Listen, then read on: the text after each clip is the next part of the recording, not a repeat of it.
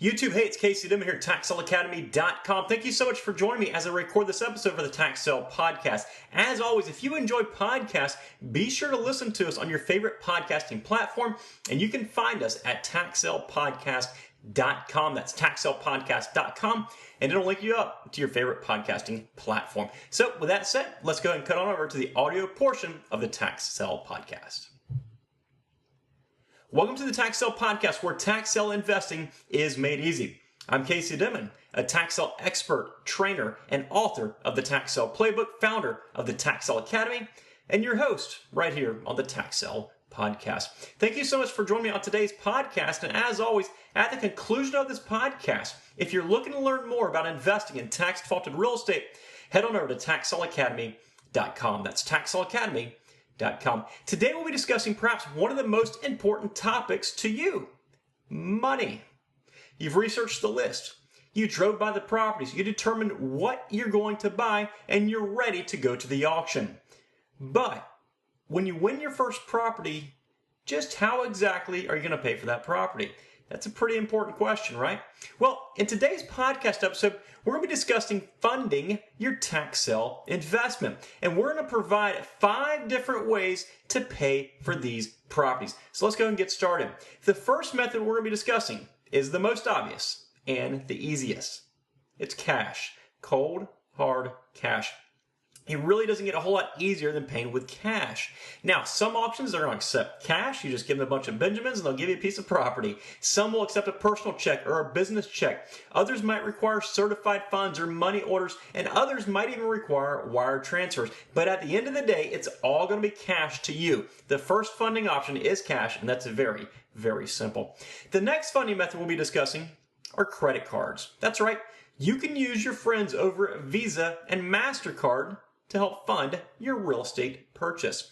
And there are 2 different ways you can do this using credit cards. The first is that some auctions are kind of like a grocery store. You simply win the piece of property at the auction, or you choose the property if it's OTC, and from there, you hand them over Mr. Visa or Mr. MasterCard. They simply slide it, and you walk out owning that property. It's a very, very simple process. Now, I should note that some auction companies and or county offices will charge a service fee in order to accept that credit card payment. What happens is that they are charged a fee by their payment processing company. Their credit card processing company charges them a fee, and they pass this on to you as the consumer. It could be 2 cents, 3 cents, or 4%, right around there somewhere. Now, the second way to use a credit card is by taking advantage of their cash advance privileges that you might have that came along when you got that credit card. If your card offers a credit card cash advance, you can either receive cash directly from an ATM machine, or you might even have those rip-off checks that they sent with your bank statements, and you can simply write a check to yourself. Now, this money will come off the available credit that you have on that particular credit card. And it's essentially like you're paying with cash at that point, because all you're doing is transfer it from that credit card advance into your account, and it's just like you have cash.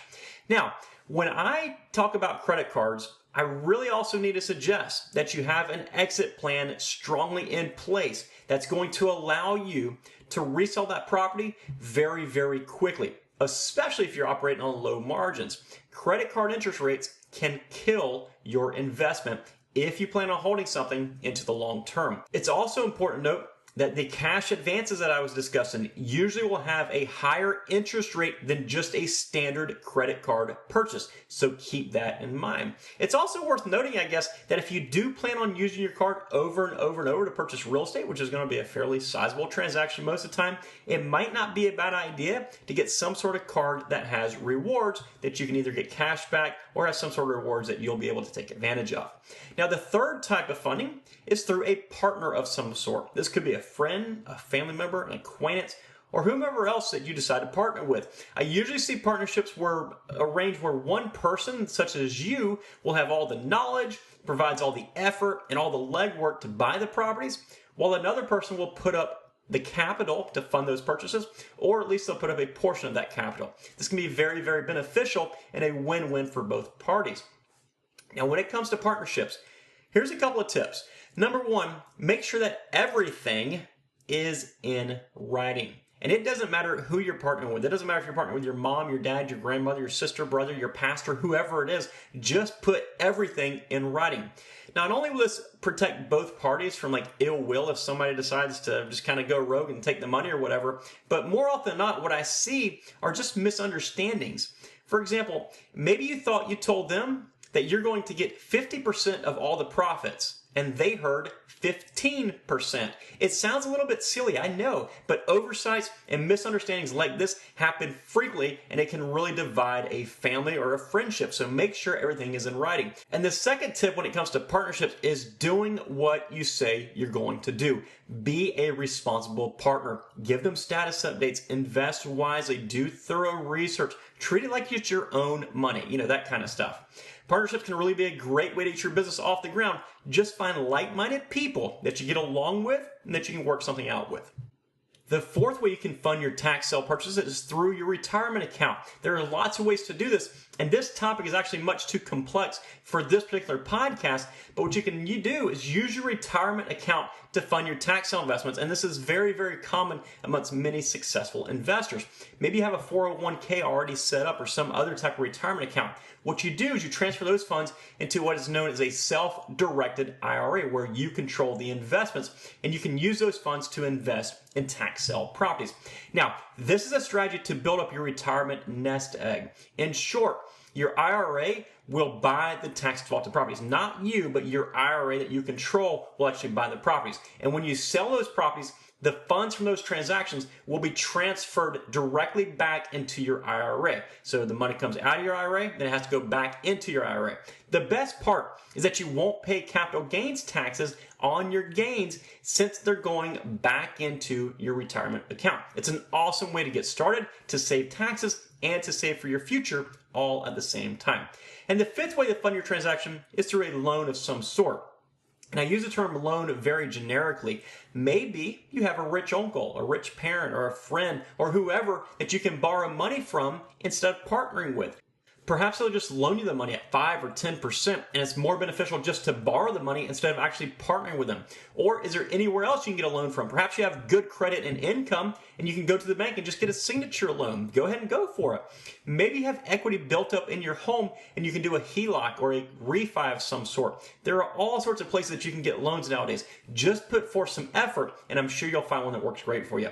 Guys, with all these options that we've given, it's important to make sure that the money is used responsibly. You never want to borrow money and not use it responsibly. If you can't use it responsibly, then don't borrow the money at all. You must invest it into tax sale properties that are going to be guaranteed winners. Then double or triple that money and do it over and over and over again, time after time, without pulling out the profits until it's absolutely necessary to survive. Continue to reinvest the capital and those profits as you grow your business.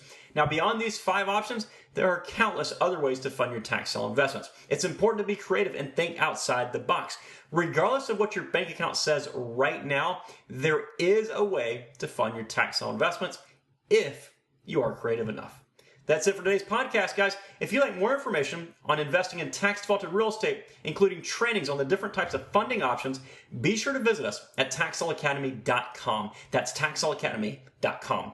Before I sign off, guys, I'd like to ask a quick favor. We provide lots and lots of completely free trainings to help you get started on your way to tax sale success. And all that we ask in return is that you'll go ahead and give us a positive feedback or click that like button and let us know that you're enjoying this content and that you're finding it useful. Take care, guys, and make it a successful day.